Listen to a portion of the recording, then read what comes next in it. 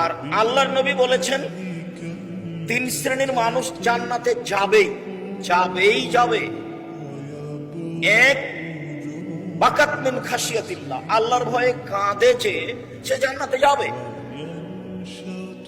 এই বাক্যটাকে আল্লাহর নবী আরেকবার এভাবে বলেছেন, লা ইয়ালাজার রাজুলুন নারা বাকা মিন খাশিয়াতিল্লাহ হাত্তা ইয়ালাজাল লাবানু ফি দার। গাভীর ওলান পাট থেকে চাপ দিয়ে দুধ বের করে ভিতরে ঢোকানো যায় না, যেমন আল্লাহর ভয়ে কাঁদে যে সে জাহান্নামে যাবে না তেমন। এটা আল্লাহ রাসূলের মুখের ভাষা, আপনাকে আমি নকল করে শোনালাম। আমি আমার জীবনে এমন কিছু করে তাসবিহ তারিক করে জান্নাত পাবো এ দাবি আমি জোরালো ভাবে করি না, কারণ রাস্তাঘাটে চলে জীবনটা শেষ করলাম। 6 মাস গাড়িতেই থাকি প্রায়, তারপরে ক্লাসের মধ্যে থাকি, ঝামেলার মধ্যে থাকি। তো একটা সবসময় ধারণা ভালো কাজ করে যে ধর্মের নামে জাতিকে কোনোদিন ফাঁকি দিনি, অপ্রয়োজনীয় কথা বলিনি, কিস্সা কাহিনী বলিনি।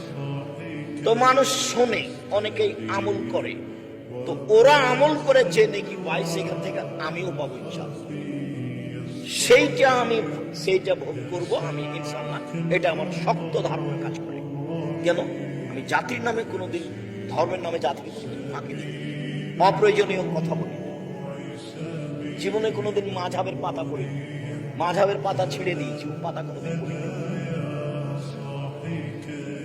কারো বিষয়ে কথা বলি না। কেউ যদি আমাকে ধুয়ে ছেড়ে দেয় তবু আমি তার নাম বলি না, ওই হিসাবে নেই। ও হাইকোর্ট জজ করে নিয়েছে একে, ফেসবুককে, ইউটিউবকে, বলে দিচ্ছে যে অমুক বলেছে, ওটাই নাকি তার হাইকোর্ট ফায়সালা হয়ে গেছে। বিচার তো আবার হবে, বিচার আবার হবে না।